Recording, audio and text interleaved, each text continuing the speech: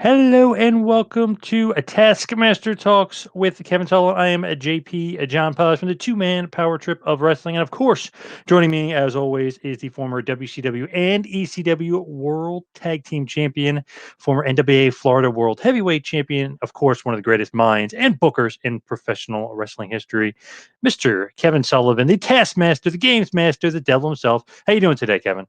Doing great, John. How are you?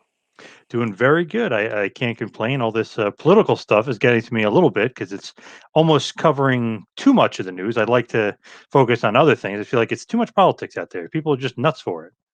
Yeah, like you said, too much of the news. We don't know really what's going on in Afghanistan.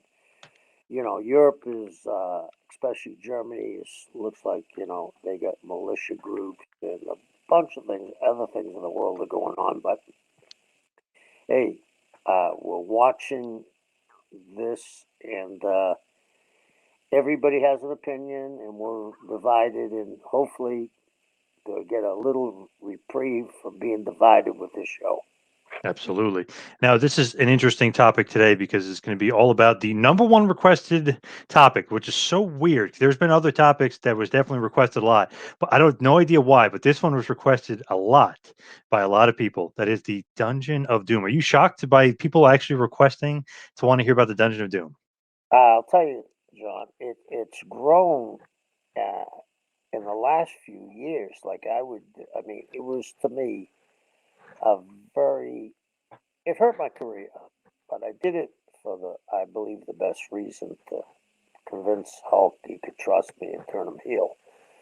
And that's why I took all his friends and put them in one, lumped them in one group. But it's taken a life on its own.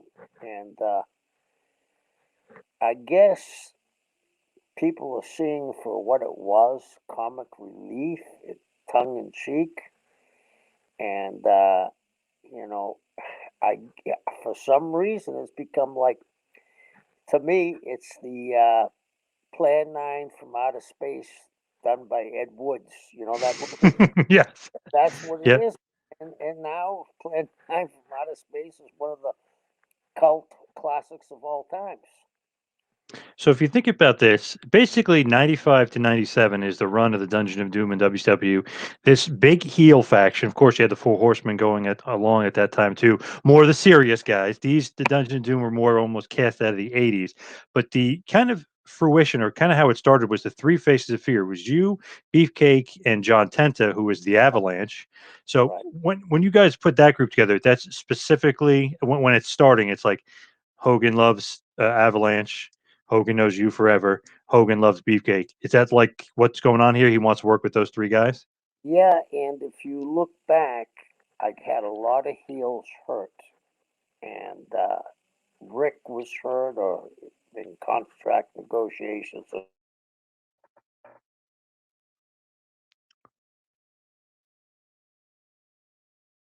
Uh, Enough heels, and I had to keep the spotlight on Hogan. You know what I mean? Hmm. And I he was comfortable with Brutus and John, and John was a wonderful human being. Brutus is a good guy, but John was a wonderful human being, and he was Hulk was really comfortable with those two guys. So I said, okay, we gotta put our finger in the dike right now, and he had drawn money with John and Brutus being his dear friend. It put him at ease too. I didn't have to put him in there with somebody he hadn't worked with, that he might not have been comfortable with, and that's where we went. So the interesting thing that happens here is you hear a voice in the arena, Sullivan, Sullivan, come to me, Sullivan, and this I guy, saw. yes, my son, Sullivan, my son, keeps calling you. We eventually find out this mysterious voice is the master, the leader of the Dungeon of Doom, the I guess the prince, King Curtis, right? I mean, is this just you had a relationship with him, wanted to bring him in, thought he'd be good for the role? What's his? How did he get into WWE at this point? John, guys from my era, whether it be Dusty, whether it was Billy Graham, whether it was Ric Flair, the greatest talk of all times was King Curtis. And he was beloved in the wrestling business. And as Curtis said, I want one more trip on the Milky Way. And I actually brought the idea to Hogan, and Hogan loved it because Hogan and King were very, very close. King was a tremendous athlete, and Curtis went to school at UCLA, Berkeley, and was an orator. So that's where, I mean, there's a fabulous story. When Hawaii was a territory in the early 60s, they had a minute left to go. And this is the early days of being able to follow ratings. Do you know what I mean? Mm-hmm. And they had a minute left to go. The show was short. And Ed Francis sent Curtis out there, and Curtis counted backwards from 60 to 1, and the ratings went up. Wow. He was such a commanding presence. And I mean, the other thing I suggest that our friends look at is King was a fabulous worker, whether he was a babyface or heel. He was dead ass serious. But, you know, he had gone to New York before. Didn't he manage Kamala? You Yep. know, I think and at one point briefly, I know he was in WWF for a cup of coffee, so they say. yeah, Yep. and Hulk brought him in then, and you know the great white Bengal tiger and all that stuff. Curtis Mm-hmm. really got Hulk over, and I think Hulk wanted to repay him a favor, and rightfully so. At first, I was like, "Who is this guy, this master?" And then I realized, like, "Oh my god!" Yeah, I was like, "Okay, now we know who this is." And he's going to bring you on, going to christen you the Taskmaster. Is that a gimmick and a name that you're going to come up with that you Oh, that created? was Hogan's. That was Hogan's. So, how involved is he with creating Dungeon of Doom? Well, he actually came up to me and said, "What can you do for my people?" So I understood my job. You know what I mean? Mm-hmm. Yep. And uh, the other thing was, during this time we had started to make the real turn to seriousness, and I still wanted to keep some of the WWF fans who have been used to the cartoon type characters. Yep. The main thing was I wanted him to feel comfortable with me. I mean, just think about this at the time. Could I have put him with Brian Pillman? He would have been on the fence about it. Yeah. No, it wouldn't have been on the fence. There was been a definite no. Oh, definitely. Yeah. Okay. True. Yeah. And because, and this is no disrespect, his work was completely different than Hulk's. And at this period, you got to remember, John, when Hulk first came over, he got off that movie, not movie, the TV show, Thunder in Paradise. Yep. Did you ever take a real good look at him when he first came in? How thin he was? Very skinny. He literally looked like he may have lost like 50 pounds of muscle compared to his WWF days, where he was what 303 or whatever he was. I mean, he was gigantic in WWF. Right. And the other thing was, where I caught it was when he started to do interviews, he was hunching over. I thought, and this is just me, I'm not a psychiatrist or a psychologist, but I thought he lost confidence. Hmm. Well, he walked over from the other side. And like you said, he lost 50 pounds of muscle. And I was really cautious about this. I'd never brought up Brian Pillman. The reason why I mentioned Brian Pillman, I mean, I had a great angle with Brian. Not only did when Brian passed did we lose a great wrestler, we lost one of the greatest would have been minds of all times. And when we talked about feuds, John, we would have started and ended with Austin and Pillman, right? Mm-hmm. I mean, Yep. we're talking about the gun angle, right? Yep. How intense Brian was. And I think if I brought that up to Hogan, again, I'm just surmising this, he would have said, what's he trying to do to me? how would Hulk at that time work with Brian Pillman? Later on, when Brian got over, he wanted to work with Brian. Right, of course. But, of course, everybody did, right? But there wasn't a lot of guys I could throw at him at that time. So I came up, and again, like I said, Rick was hurt. I'm not sure if Barry had gotten hurt, but I was short heels. So I said, hey, my long range goal is to turn this guy heel, which he was dead set against, and make him feel comfortable that I'm doing the right thing for him. So that's how the Three Faces affair came. So it's almost like you got to get it comfortable. Wrestles Flair first. I mean, they had some great matches, him and Flair. I mean, Yeah. really better than their WWF matches, because their WWF matches are good but not great. The WCW matches were actually a lot better. Can I tell you why I think that too? And Hmm. I think you hit on the head. Rick was more over in WCW than he really was in WWF. Would you concur? Yes. Yeah. And so, hey, when you're over in a place like Rick was and Hogan was, the matches are going to go tremendous usually.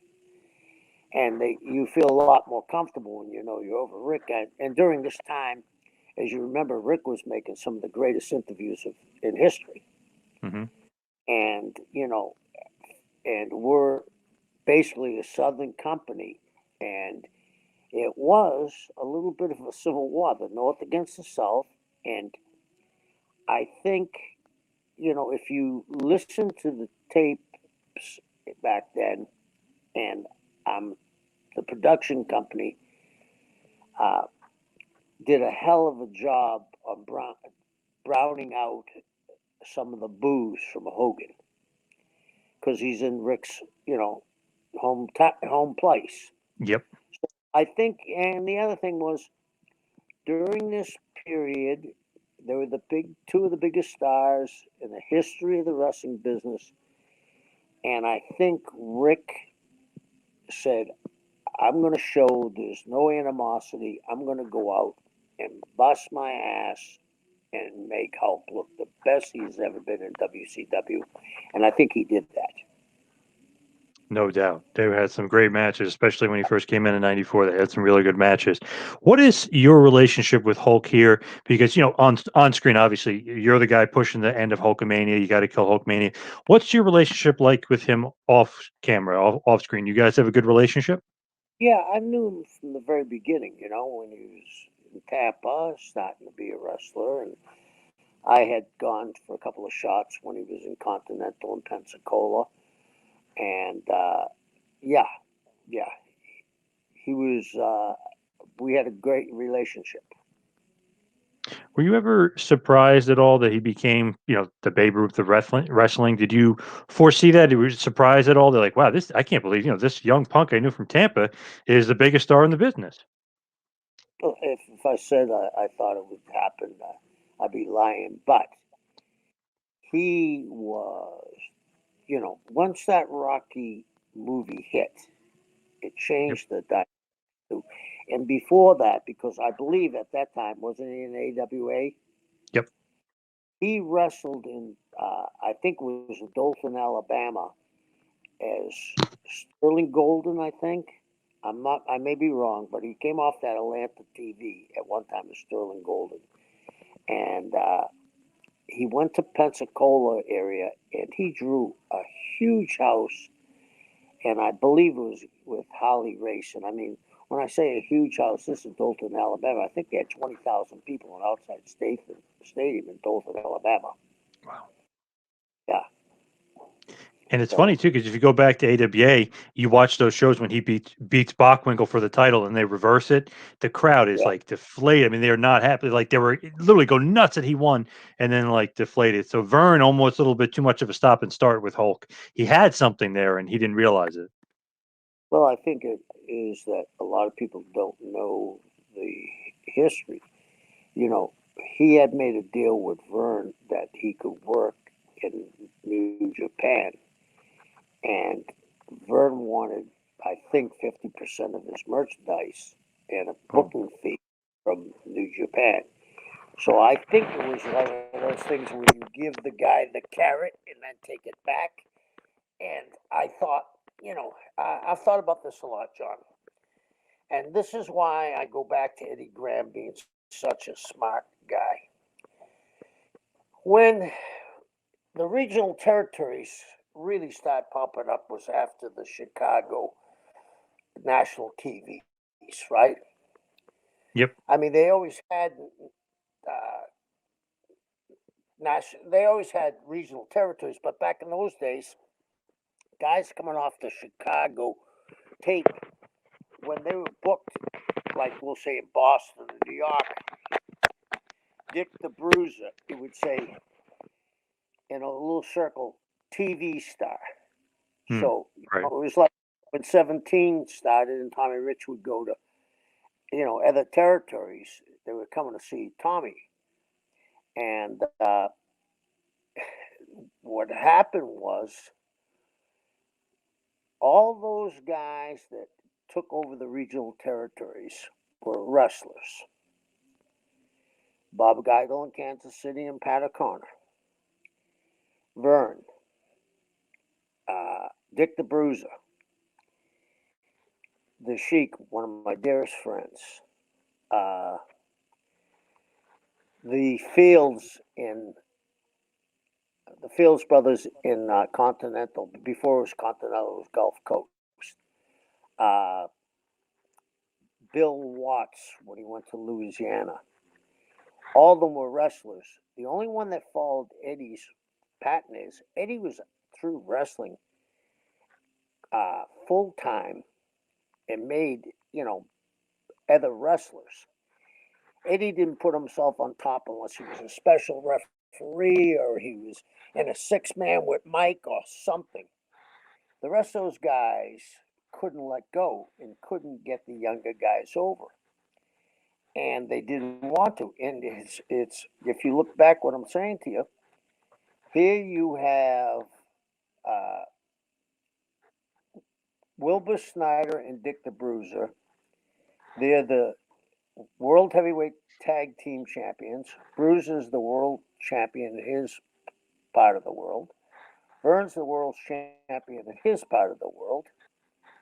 The Sheik is the U.S. champion in his part of the world. And none of them put guys over. And they were, I mean, Vern looked old when he was 30. Yeah.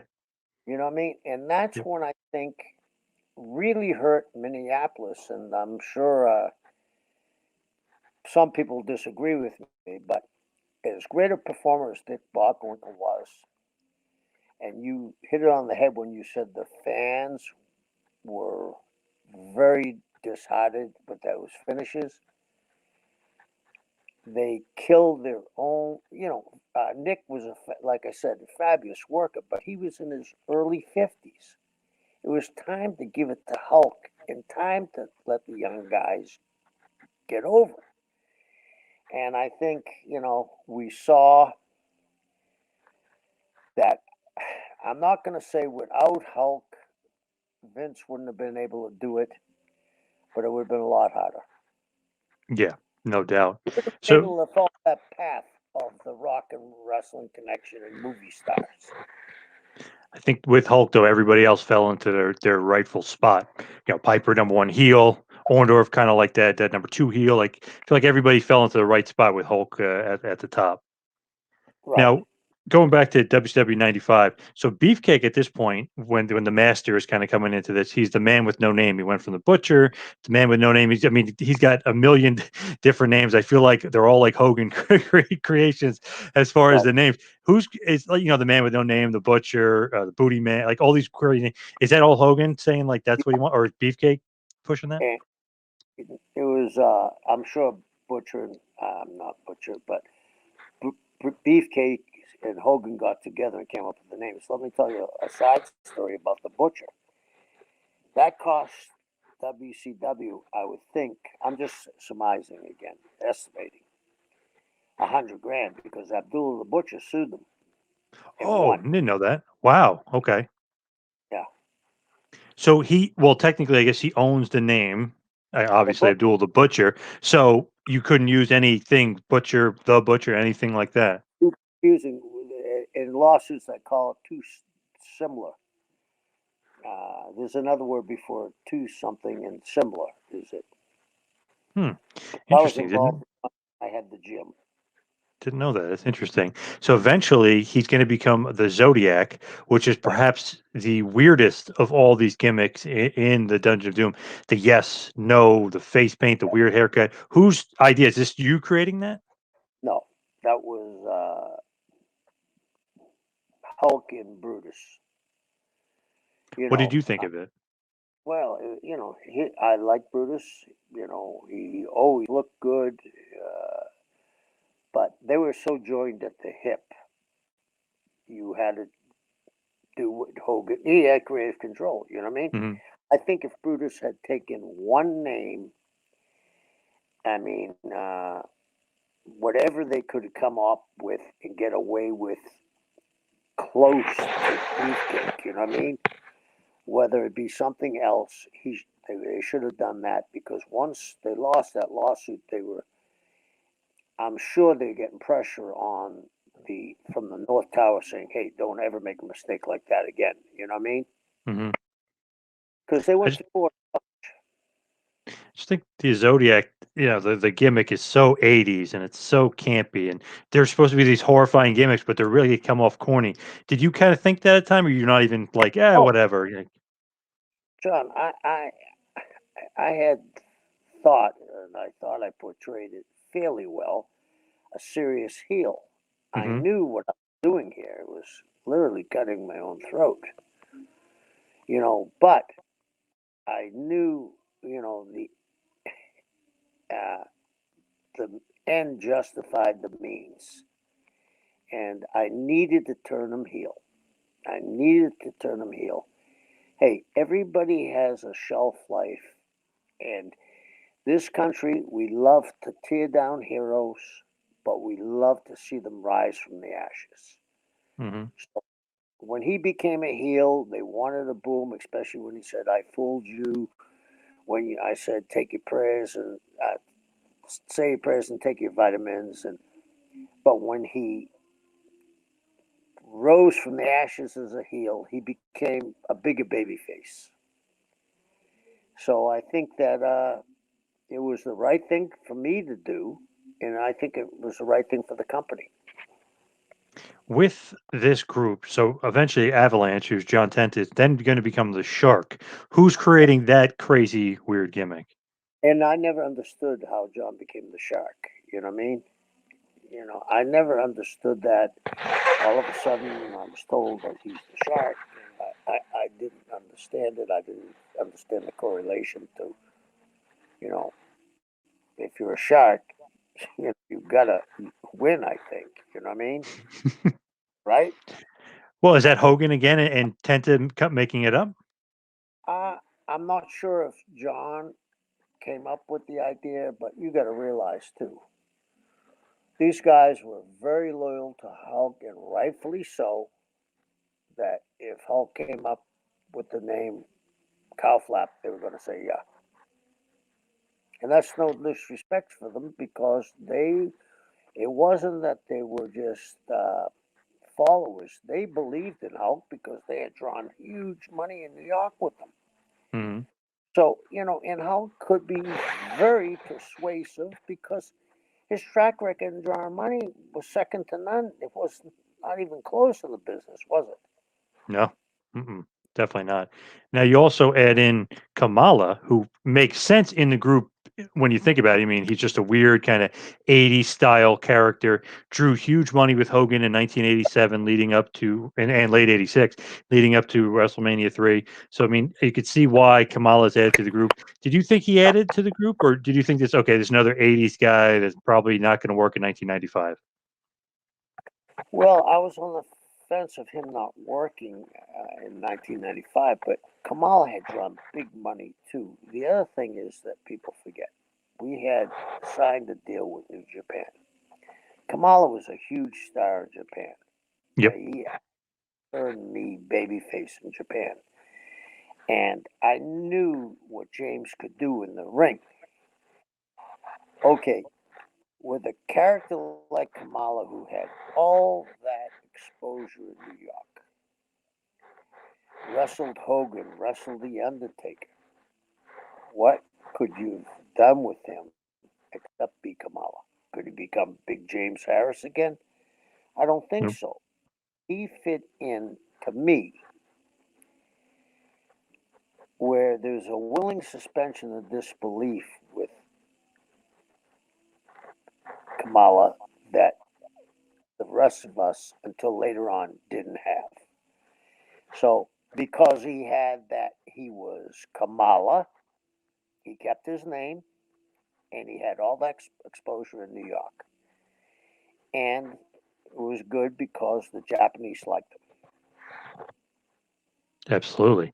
Now, then you're going to add in Ming, who makes sense in a certain sense. Maybe that weird headdress thing that he had, that weird kind of looking, I don't even know what it was, lion or whatever the heck it was. That headdress was there, or dragon, I think it was, but very weird. I think Ming kind of fit the group, probably the best worker in the group. That's for sure. What did you think about adding Ming to the fray? First of all, I love Ming. I mean, one of the things I've always got, I told, Jacob Fatu, when I managed it one time a couple of years ago, I said, "You're my fourth generation of Samoans I've worked with." One of the things about the Island Boys, they all know how to work. You know what I Hmm. mean? And 98% of them look fabulous. And the other thing is, Ming added credibility to us. You could look at the rest of us, but except for the mask, and then later on he dropped that. You know what I mean? Hmm. Time goes on, Ming would give you an A+ match every time he went out there. And then he's like, I wouldn't say he's really a member of the group, but he's kind of a member of the group. Big Van Vader, because of his hatred of Hogan, he's showing up and stuff. Did you think Vader fit the group at all? Here's why I think Vader fit the group. If you could split the group down, it was me trying to slowly push Hogan into the reality based wrestling.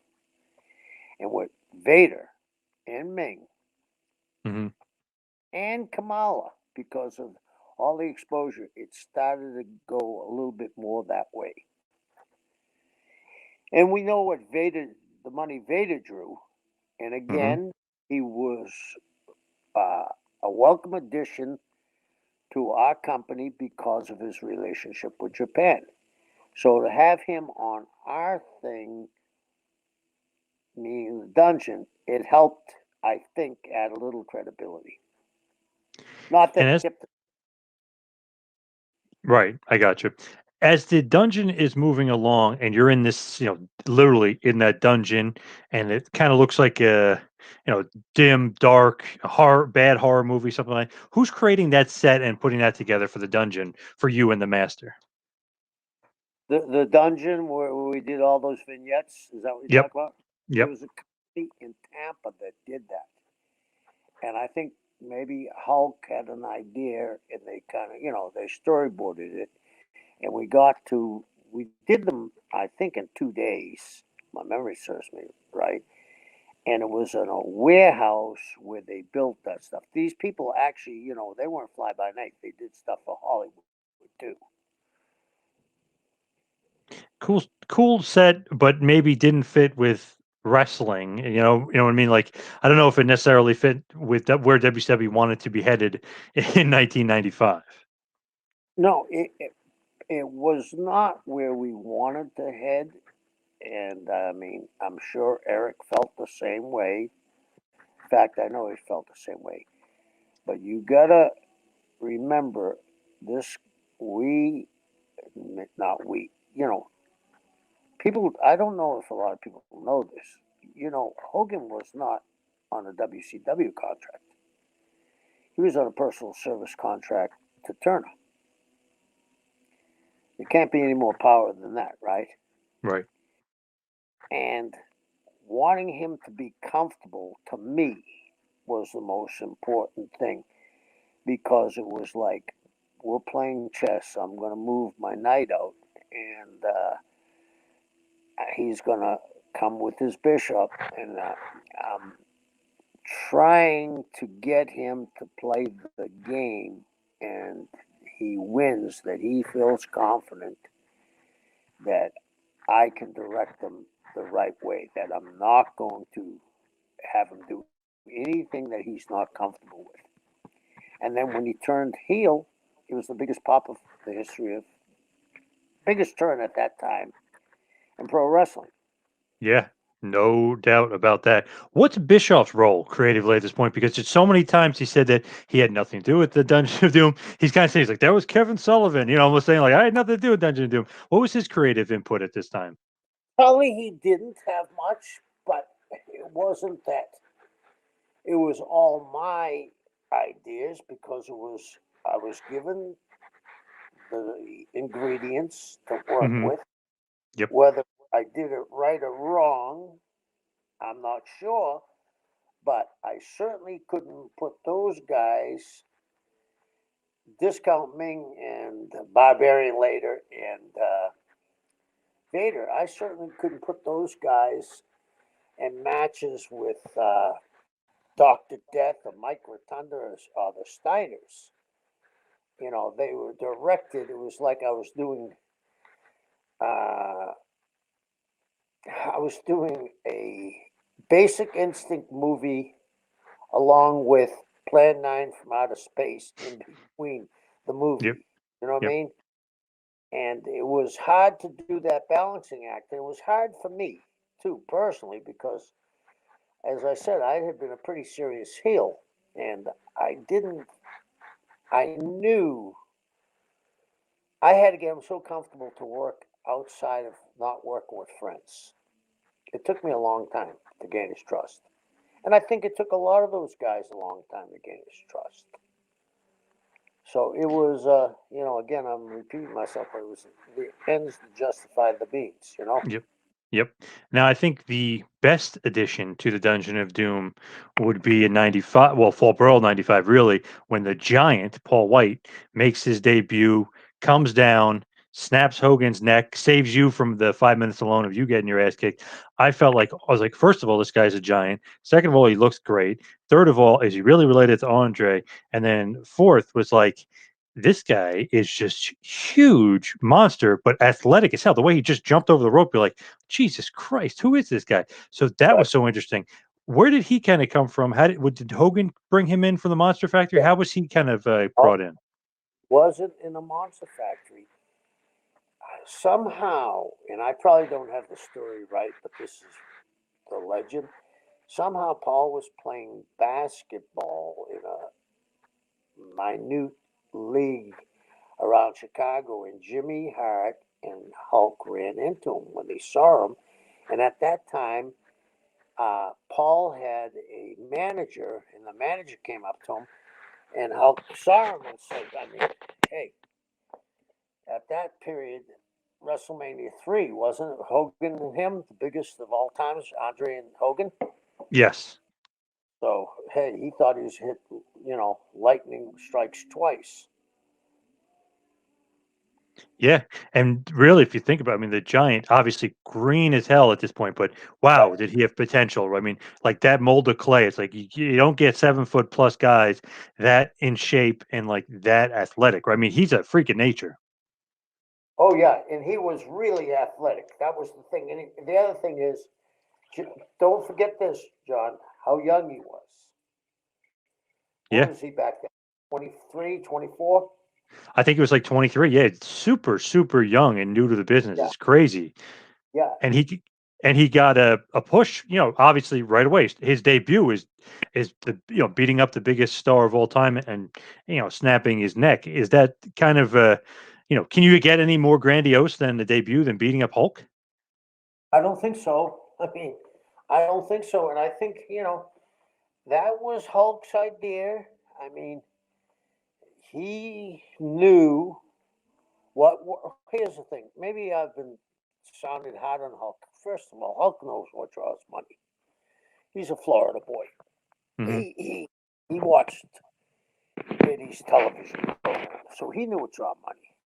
Hmm. He drew money with Andre, and he drew money with Paul. And with Paul, it wasn't hard because of what you said. You're watching that as a kid, and you see this supposedly 7'3" or 4" guy jump over and snap Hogan's neck. That's how you get somebody over. He got him over, and they drew money, big money for a guy that hadn't had. How many matches did he have before the first pay-per-view? 4, 5. Yeah, it was Think of very that. little. Yeah. Yeah, very little. And I got to give Hulk credit on that. Sometimes people don't give Hulk credit being smart. He's a very smart. He couldn't been not been very smart. Uh, if he didn't know how to draw money, he was very smart, and he knew what worked. And I think he knew what didn't work too. But he had to feel comfortable. That was the main thing. Like he felt that he got screwed in the AWA, and I think that stuck with him. And he knew, you got to remember, he left New York. I don't know what the story was, but he could never have left New York, right? And never had the run in WCW, but he just knew what was right for him. His famous line, "It doesn't work for me, brother." Hmm. Yep. Yeah, And I feel like with the Giant, obviously the next pay per view, that Halloween Havoc '95, which we can get into at another time because it is. I mean, it's so much going on with the monster trucks at the top of the building and this and that. But basically, the gist of it, Jimmy Hart turns heel on Hogan. Does it make more sense to him as a heel? Kind of, he made no sense with Hogan, right? I never thought. First of all, I've never been a big babyface manager. I mean, what do they do? You got to keep beating them up. You know what I mean? And that gets repetitious. And Jimmy was a great heel manager in Memphis. Jimmy was my manager in Memphis when I was in Hmm. Memphis. Yep. Jimmy is a tremendous manager as a heel. He didn't need to be with Hulk. You know what I mean? And that's real. And then there's you got a turn there. There's a story there. Jimmy turning on Hulk. Yep. And people forget that Jimmy was a heel manager in New York. And if you think about it, the Giant, like you said, he's so green, he's so young, literally almost too new to the business, but he's such a big clump of clay and such a big, massive potential. He needs a manager. So, right, Jimmy Hart's the perfect manager for him. Right, right. And the other thing is, Jimmy's was a slight guy. You know what I mean? He isn't a big guy, and the contrast of size worked perfectly. Yep. Now, what about the Yeti, as Tony Schiavone likes to call him, the Yeti? Ron Reese makes his debut. Was it supposed to be somebody else? I always heard a rumor like they were thinking about making, if the Warrior was available, it could have been Warrior. If Yoko was available, it could have been Yoko. Was it always going to be Ron Reese under some horrible toilet paper costume? I have no idea how Ron got there. I knew that he was promoted from the camp. And the other thing is, you got to realize Hulk's thing was beating big guys in New York, right? Yep. He saw another big guy and he thought, well, we'll throw this. I don't know where the gimmick came from. And I'm not saying I may have come up with it, but I know you would have thought that. I'm going to say somebody's thinking process is there's another big guy to go after Hogan, but we got to wrap him up in something because we can't have him look exactly like Paul. Paul has just got tights and boots on, right? Mhm. We're going to go to an extreme, and you know, he was. Ron was a very nice guy. I think that he was saddled with a gimmick that was impossible to get over, and he was still green when he came to TV. Did you think eventually, as the Giant continues his feud with Hogan, did you think, they put the title on him, obviously, then they take it off and say there's, the controversy. because of the contract signed by Jimmy Hart, the DQ, you become the winner. It was all this confusion. So World War III, Savage wins. He becomes the world champion. Hogan technically doesn't go over the rope. He goes under. And they did that whole kind of funny gimmick where Hogan goes to see the tape, brother, and the tape is destroyed when they go to watch it. So that's kind of funny. So then there's tension, of course, with him and Savage. Did you think that Hogan Giant was the right thing? And did you think that maybe too much too soon for the big man? At this time, if you're going to make an impact, you got one chance to make a first impression. And what would you have done with them? Built them up like we did Goldberg? I don't think so. I think that Hulk wanted it right away, and he knew he could work around his shortcomings. And I think, personally, I think he made the right decision to go with him right away. Because the longer he stayed out there, he would have been exposed by other people. And, here's the other thing. John, can you hold on 1 second? Yep. No problem.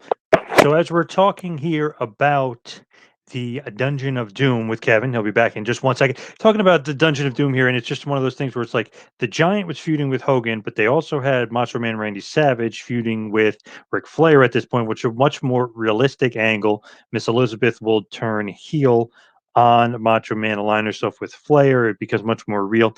Hogan at this point was feuding with the Giant in a little bit of a cartoony thing. Me and Kevin were just talking about Halloween Havoc. That whole thing with the Yeti was very, very cartoony and very bad. The monster truck rally at the top of the building was one of those things where it's like, that's not really believable and corny and it's kind of bad. Hogan knocks the Giant off the building. You think the Giant's dead. He comes back out later in the night and they still have the match.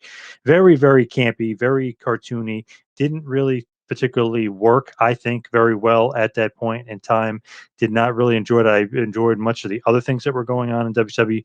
The tension with Luger and Sting, with Luger being a heel and Sting being a babyface, but Luger aligning himself with Jimmy Hart and kind of half aligning himself with the Dungeon of Doom. You had Ric Flair, like I just mentioned, feuding with Savage, but it's much more realistic. I mean, they're talking about, I know they weren't married at this point in real life, but and storyline wise, you think Savage and Elizabeth are married. So one of those things. But as we welcome Kevin back in, Kevin, as you were saying with the Giant and the Hulkster, that, do you think that feud worked? You're saying basically it worked because it wasn't overexposing the Giant, who may have gotten overexposed as green. Yeah, because, here's the thing. I'm not going to bring up the specific match, but I booked Goldberg one time and on the streak, and he got exposed. And I didn't want that. Yeah. Regal. I didn't want that. I didn't want that happen to the Giant, because you never know. You know what I mean? Mm-hmm. And isn't that guys are doing it intentionally? They think it's a way to get a guy over that goes a little bit longer. You don't do that with somebody so green like Paul. Mm-hmm. And he's drawn big, huge money the rest of his career. So I think he started off the right way. And he's going to end it the right way. Now, I was briefly saying here that I like the other things going on in WWE, much more realistic. Savage versus Flair and Elizabeth turning and that whole thing, that was very realistic, very hit home, very a little bit of shoot in there too with Elizabeth and Randy. I like Sting and Luger. That was awesome. Sting's the babyface, Luger's the heel. Luger kind of loosely with Jimmy Hart and the Dungeon of Doom, but he's still best friends with Sting. I thought that was really well done.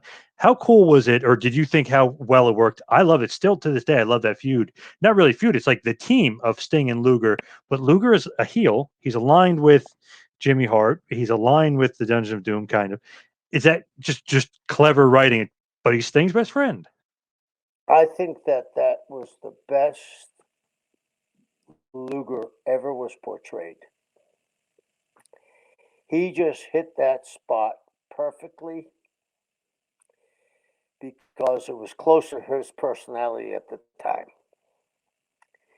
And that, to me, makes a good story when you have somebody close to their personality.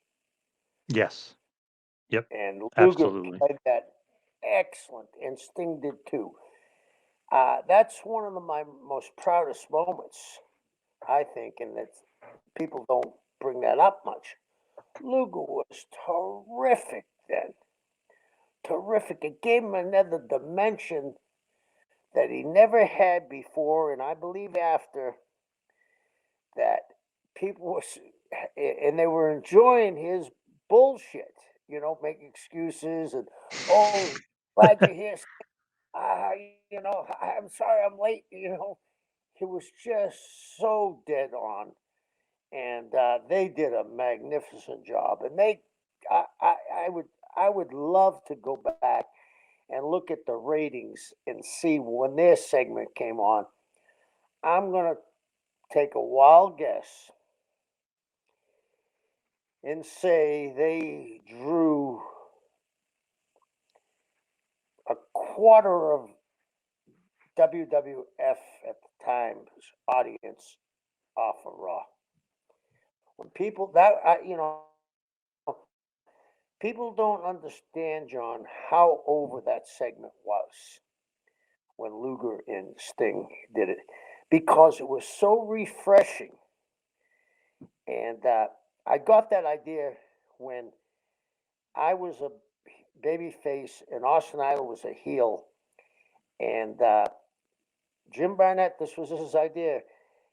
Uh, uh, Idol had turned babyface, and all the babyfaces accept him except me. I wouldn't accept them. And he was wrestling Mark Lewin, and they had me go out like I was going to the concession stand in the arena. And Abdullah came down and jumped on Austin, and the people actually pushed me to the ring. And I used to make my interviews saying, I can't believe every time I get up in the morning and look in the mirror and see what I'll do for money to be this guy's partner. So I just tweaked it a little, and they were so, so good. Uh, I thought some nights they carried the whole 2 hours. Yep. They were fabulous. Loved it. It's so funny. Luger would use the roller quarters and then and knock out Harlem Heat. They win a tag titles ever. And then Sting would be like, "What the hell is this?" You'd be like, "I don't know. I don't know where that came from." And then the fans would try to touch Luger, Yeah, and Sting would be looking, and he'd give him the 5. And as soon as Sting would turn his back, he'd be like, "Don't touch me!" Oh, gross fans. Like so good. yeah. And he played that so well. And Lex, sometimes gets a bad rap. And I never, ever had any resistance from Lex Luger in a finish, an angle. Of course, like everybody else, he'd question some things, but I mean, never a problem. He gets a bad rap. Uh, Not everybody could work like Eddie Guerrero. Right. And I'm not comparing to Eddie Guerrero, but Luger, what he might have lacked sometimes in punching ability and stuff like that, he made up for his presence. And in this episode's, I think he did an incredible job. Incredible. Luger is underrated to me. I think he's awesome. People are like, oh, he's not a great worker. That's not really as important. He could be good and spur, especially when he had the right opponent. He could be great, but it's not really important. He had a presence, charisma, the look, the way he acted, the way he carried himself. He just, as soon as you look at the guy, you're like, this guy, he's somebody. He's a star. Love Luger. When he beats Hogan, going off the beaten path here, when he beats Hogan in '97 for the title, that crowd goes nuts. I mean, it was awesome. What a Yeah, moment for Nitro. right, right. And I'm Now, with you, just John. People don't understand how over he was. mhm. I remember him putting the rack on Flair in Baltimore, but he had bled, and the people Yes. were crazy. But the athletic commission in Baltimore would allow blood. I had to talk to the head of the athletic commission to get that passed because usually they would stop immediately with blood. And the Right, guy's right. name is Chester Sullivan. And I had to go up to him and beg. He said, "Well, I'm going to have my guys leave early, but this is the last time you'll ever do this." I said, "Okay, thank you." But I mean, Luger doesn't get the credit he deserves. Totally agree. Now, just kind of just a random thought, and I was just thinking about this because we skipped over him. Not that he's important to this specific story, but Evad Sullivan, Dave Yeah, Sullivan, originally the Equalizer. He does kind of look like you, obviously, like a taller version of you. Dave Sullivan, where does this Evad, with the rabbit and everything, where does this gimmick and this character come from? Very silly, very cartoonish, very 1980s. that was before I even got in the territory. They had made him, I think they had made him Evad before I got there. And he was talking about his big brother coming in. Oh, he's got big hands, he's got big feet. He's so big, he's so big, he's so big. And again, he was a baby face, and I was a heel because I've been in Atlanta for a lot of time, off and on.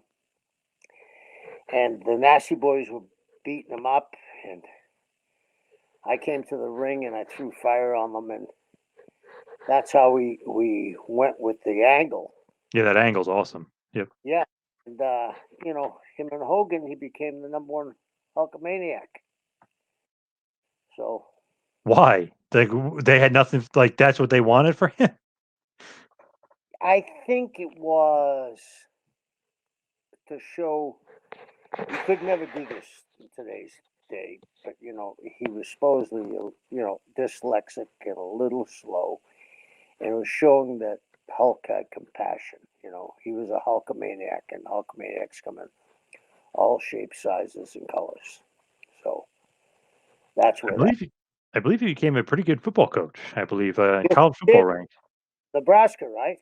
I think so, yeah. I know he's big into football, and he's big into football equipment. He was doing something with the equipment too.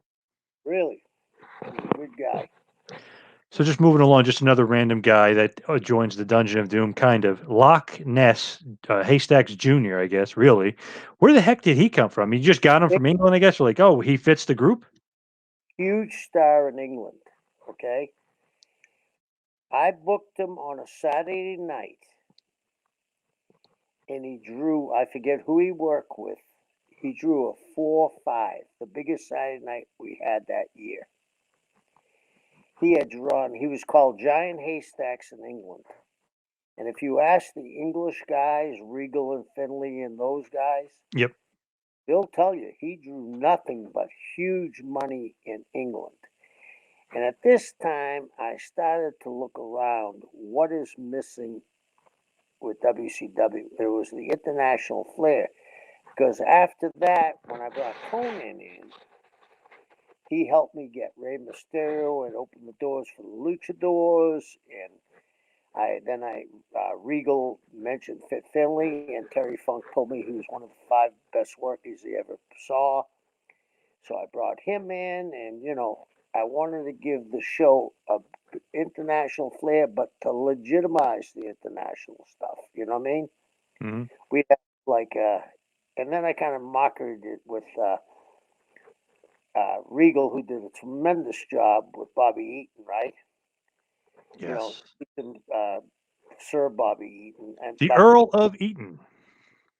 and John, if you remember, back in the day, everybody was some from Singapore or parts unknown or whatever. So I wanted to make it legit, and I thought just by adding legitimacy to where somebody came from, it also added a legitimacy to the business. Yeah. Now, as far as like the Dungeon of Doom at this point, they're going to then team up with the Four Horsemen and you and Arn. I mean, we'll talk more in detail about a lot of this stuff in future episodes. But basically, the alliance to end Hulkamania. Is this almost like, wow, you need 20 guys to beat Hulk and Savage, and maybe a That little bit of Sting and his friend? Like, is that almost overkill? Is that crazy, or is that making Hogan comfortable? it was making Hogan comfortable, but I knew at this time I had to get the baby faces hot because I didn't know what was coming, but I knew around the corner I was going to dump all kinds of heat on the heels. So I'm a heel booker, and I said, you know, you can't be a knight in shining armor killing salamanders. You have to slay dragons. Right. So I got to get these guys, before me, they had been doing 50-50 booking. And I said, okay, we got to polish the armor up. We got to take their swords and grind them down, and let's get these guys up and running before we make the heel turn. The Alliance then Hulkamania then adds in Z Gangsta, which is Tiny Zeus Lidster Zeus, and the Ultimate Solution, Zeet Swenson. I mean, just these two mammoth freaking guys. Was that just totally 80s? I mean, where did they come from? Did you bring them in? Like, who's bringing them in? I mean, that seems like a little bit at a time, at a touch. Well, it was not just a little out of touch. What do those two guys have in common, John? Do you know? Both movie stars, right? Technically, or Who both else? gigantic. Both what you said, but the first thing you hit it on the head. What was Hulk doing at that time? Trying to get in the movies. What did Jeep Swenson work with? Arnold, right? Arnold, yeah, yep, Okay. What did yep. Who did Jesse Ventura work with? Arnold, yeah. Was there a little thing between Jesse and Hulk? Oh yeah, big time. Hmm. Yeah. Interesting. And obviously, he knows Zeus, no holds barred, feuded with him in WWF. What? Which was what? A movie produced by the WWE, right? Yep. So Yep. that's where You know, that came. it's just almost like, wow. So Hogan and Savage are in this cage match at Uncensored. This, the Terror Dome, the tower cage, the 3-tiered cage. It's just like almost unbelievable. I know you try to put their back up against the wall and no one thinks they're going to win. They end up winning, but it's one of those things where it's like, wow. I mean, we'll get into this on a further episode in further detail, but as a fan, I was like, okay, I liked, Sting and Booker against the Road Warriors, whatever, whatever else is going on that night. But I was like, that, I don't know about that. No, that was,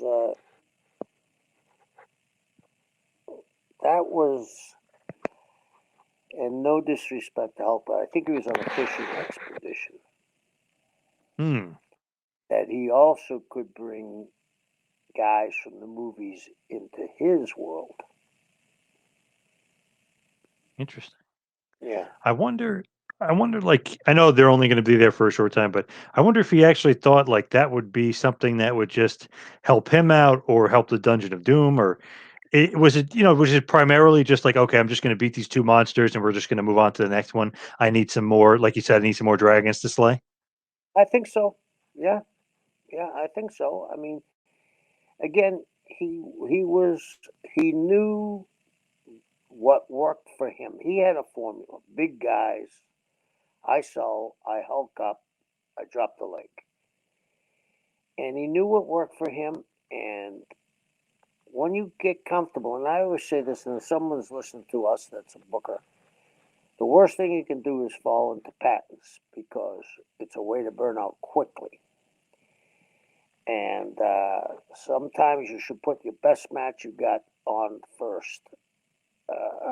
Don't save it to last. Put it on first. Make the people come say, "Oh, gee, we missed that last week." Uh, but he fell into a pattern that worked, and you cannot knock it because it drew millions of dollars. But it was, as we see later on, the time is coming for the change. With the Dungeon of Doom, you'll see, Hogan starts dressing in black. You guys making him dark. You slowly get more into that. You end up at one point shaving his mustache. Is that Right. all Hulk's idea, or this is your idea of where you want Hulk to be? The shaving of the mustache was he was going to do that movie where he played Zeus. Remember Oh yeah, yeah, yep. he couldn't have a mustache because the movie didn't have him having a mustache. So he used it for an angle to get heat on us. Makes sense. Very smart. Yeah, it was very smart. Him wearing black, your idea or his? his idea, and let me tell you, you picked up on something really cool, John. That was the night I think that it finally hit him that I was right. If you look back at that interview, Hulk is coming down with a black bandana, all in black, right? We're in Chicago. The building's booing him. Hmm. And what's Mean Gene? What he says? You can hear the somber night tonight from the fans. He he saved Hulk. They were booing him. He was saying the aura of the building was horror. You know what I mean? Hmm. As if And, something was going on that night. Yeah. Yep. and he did an incredible job on thinking on his feet. And that night when I got to him, I said, "What I told you all along is it's starting to make sense." And he said, "Let me run it by, brother." You know, so he started to see, maybe for the first time, it hit him in the face that, boy, I could turn and maybe make a lot of money. And as we move forward in '96, the Scott Hall, Kevin Nash debut, Hogan's heel turn at Bash to the Beach, which we've talked about before. It's one of those things where it's like the Dungeon of Doom are now not maybe if they were 1 and 1A with the Horsemen as the top heel group, it's like, well, now the NWO is one and everyone else falls in 2, 3, 4 behind them, right? So now the Dungeon of Doom aren't as powerful. The Hogan and the NWO is the top heel group. Yeah, and the dungeon was actually, went from going for Hogan to actually letting the NWO pick our bones. Uh, the famous one we talked about in Orlando, right? They came down with the Horsemen against the Dungeon. Oh, they're here. Remember? Yep. We run the back. Before that, we had a main event, the Dungeon, a four-way, the Dungeon against the Horsemen, and we drew a huge number. And they came down and picked each one of us off. The NWO, and that was in Chattanooga, Tennessee, and it was perfect to me. Was they could come down and pick our bones when we've gone 10 or 15 minutes and two of us are hurt. One of the Horsemen gets hurt, one of the Dungeon gets hurt, two other guys are in the ring. They come down and just lay all 8 guys out. Yep. Yeah. Basically dismantled, like you said, like dismantled the dungeon, and the dungeon would add guys like Big Bubba Rogers. I don't know if he really makes sense, but he would be in the dungeon, but then he would join the NWO eventually. Conan would be in the dungeon. I don't think he really fit that group, although he's a great wrestler, great charisma. Right? Do you think Conan fit?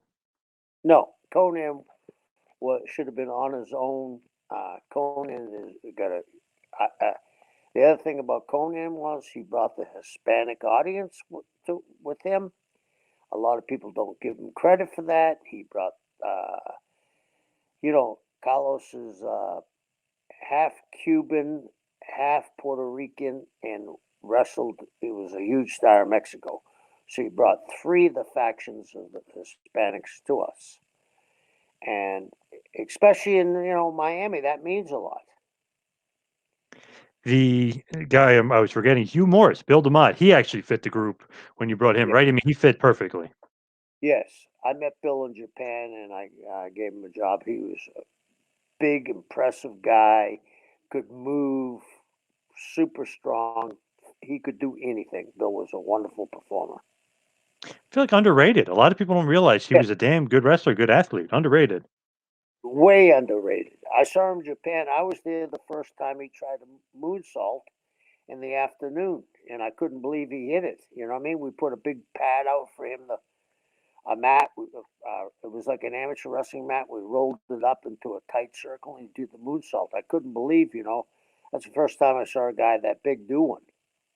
Unbelievable. He had a great moonsault for sure. Yeah. No laughing matter, as he called it. A guy you brought up before definitely fit the Dungeon of Doom. Another awesome wrestler, the Barbarian. When he got put in the group, he fit in. Oh, I mean, the Barbarian's the real deal, and that helped out, and especially having Ming and Barb together as a tag team or singles. I knew I was going to get an incredible match, either or, and they were so solid. It kind of gave us again a little bit more respectability. Yeah, when you put Ming and Barbarian out there, it's the faces of fear. I mean, they're an awesome tag team. Yeah. Definitely really good. Now, Max Muscle was in at one point. I just thought like that was weird, kind of didn't make sense, right? I mean, it's like, kind of forcing him, I guess, trying to get him some TV time. Yeah, he was a friend of Dallas's, and he got put in the group, and he wasn't there long. He's a very nice guy. Very short time in was Braun the Leprechaun. He was thrown in there, very cartoonish, very Very, 80s. yeah. And then a guy who I loved in the group and kind of wasn't there long enough was One Man Gang when he was in the group. I love the one man gang. I mean, the gang is one of the nicest people you could ever meet. And the gang drew a lot of money. And again, a guy that drew money with Hogan, right, as a key. Yep. Yep. And he fit perfectly. Again, another one of the family members of Hogan's Yeah, team. another guy. Yep. Now, somebody that got thrown in there female wise was Miss Jacqueline, who Yeah. was going to be your partner against basically Benoit Woman. But what do you think about Miss Jackie? She's kind of doesn't fit the group in the sense of like the Hulk hater stuff, but she fits in there with you because she's tough, can work, and she's going to help you and get your back. And what I was going to push for, and this is kind of me breaking my rules, but she was so tough, legitimately tough. I was going to put her over in a match. Really? Wow. Yeah, I was going to put her over because if you notice that we were building up to it, I kept on saying the only guy that can beat her is me. The only guy that can beat her is me. And I was going to have a split between her and me. It might not have been a match, but she was going to knock me out. And she probably could have done it in real life. She was definitely tough. Now, as the Dungeon of Doom, basically, the Giant will join the NWO and then break off from the NWO, and then he's going to turn babyface and feud with Hogan, which was really well done. We'll get into that, of course, on a future episode. But like the Dungeon of Doom is losing members and it's kind of losing power. Eventually, it becomes the first family with Jimmy Hart, and he has Ming and Barbarian, and he has Knobs and Jerry Flynn, and of course, he'll kind of still be there, but not be a top heel group when you retire and lose your retirement match to Benoit in '97, is that basically like Dungeon Doom is over at that point? Yeah, Basically, you're writing them off really as your retirement. right. And here's the thing: we got to where we needed to be. Hogan turned heel. There was Hmm. no need for comedy anymore. We were stone cold. Uh, don't mean to use that term, stone cold, but we were getting more and more serious as the weeks went on. Now, the end of the Dungeon of Doom is just one of those things where it's like, okay, we're going to move on. You still have the Horsemen. Obviously, the NWO was hot to trot, still '97 and even into '98 was still the definite biggest angle in wrestling for WCW. Now, as far as you retire, you're still booking, obviously, but if you think about this, it's like, where did the Dungeon of Doom come from? So you're just thinking of, okay, it's definitely because of Hogan, and it felt the need, and it worked because it got him to turn heel, it got him to join the NWO. If you go back and you listen to Bischoff, you say, where did it come from?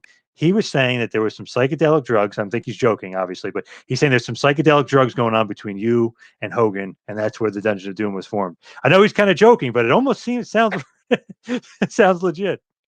It sounds legit. It sounds legit. I mean, I don't think. Hopefully, if I was on a trip, I'd come up with something a little bit cleaner. But uh, you know, I think he did it in jest. But I look back at it now, and it's like I heard Terry Taylor say something just recently when someone said he gave you the Red Rooster gimmick, meaning Vince. And he said, "Yeah, and that's why people still remember me." Well, the Dungeon of Doom, as you said, all of a sudden, this number one wanted to hear about it, and I like to take credit for it all, but Hogan laid it out, and I kind of piecemealed it together and did it the best of my ability. So it Yeah. worked. It worked. Now, Time. just kind of a summary or like a brief overview. If I say Dungeon of Doom, What do you think of? I know you were saying now it's actually a little bit different than what you would have thought of it. Like it kind of is not as remembered as badly as maybe it was before. What's the kind of final thought on the Dungeon of Doom? My final thought was it did what I needed to do to get Hogan turned heel. So the end justified the means. And I think it hurt a lot of those guys, but none of those guys were Hulk Hogan. And nobody's going to draw the money he did. And you're saying now fans are actually kind of when they see you and talk about it, they actually kind of like it now rather than rip on it like they used to. Yeah, when I used to go to a convention, people would kind of rip on it. Now, John, they're saying when I was a kid, that was my favorite thing. So maybe it was a little bit of the reality-based wrestling was over the kids' heads, and they had still remembered Hogan for say your prayers, take your vitamins, and Hulkamania. That they went along with it until they got a little bit older, and then got drifted off of the Dungeon of Doom and went to the NWO. But we had them watching. That's literally me, probably in a nutshell, as a fan. Huge Hulkamaniac through the '80s. As the '90s came, when he goes to WCW, almost kind of like, wow, I like this. I like this, darker side of Hogan. You know what I mean? Like when he turns NWO, and then of course, me and all my buddies obsessed with the NWO for years, and so touches. But I think that's like the crux of it. Like so many fans were like, we're sick of the yellow and red brother. We want to see something. And then when he turned, we loved it. I know a lot of fans were throwing some trash in the ring, but we were loving it as fans for sure. Yeah, and I think that throwing the trash in the ring is great because that means it got heat and did what it was supposed to do, and he did it tremendously. Yes, absolutely. Now, as far as some plugs, you can follow me on Twitter at Two Man Power Trip. You can follow me on Instagram at Two Man Power Trip as well. And you can follow Kevin on Instagram at Taskmaster Talks. Of course, you go to Kevin Sullivan's Pro Wrestling Tee store. Just go to prowrestlingtees.com and type in Kevin Sullivan. He's got a great store there. And then, of course, Double Hell T-shirts. Go to Double Hell T-shirts, type it in on Google. You'll find it. You'll see them. They're on Twitter as well. They got some awesome Kevin Sullivan shirts. They have a great line. It's like a complete line of shirts for Kevin. So, right, Double Hell is the kind of the place to go for some great merchandise for you. Also, just want to mention, do you have any things going on as far as personal appearances? Anything coming up? Not until the end of the month. I'm going to New York to do a virtual signing for a day, but I'll give you more information about that next week. Awesome. Good stuff. Thank you, everybody, for joining us this week and every week right here on Taskmaster Talks with Kevin Sullivan. See you next week, folks. Thank you for watching the Hannibal TV. Please like this video if you enjoyed it and click the subscribe button to not miss any of our latest shoot interviews, match videos, or news updates. Support us on patreon.com for $1.99 a month to watch our full shoot interviews ad-free and help our channel grow. Follow us on Twitter at the Hannibal TV for instant updates.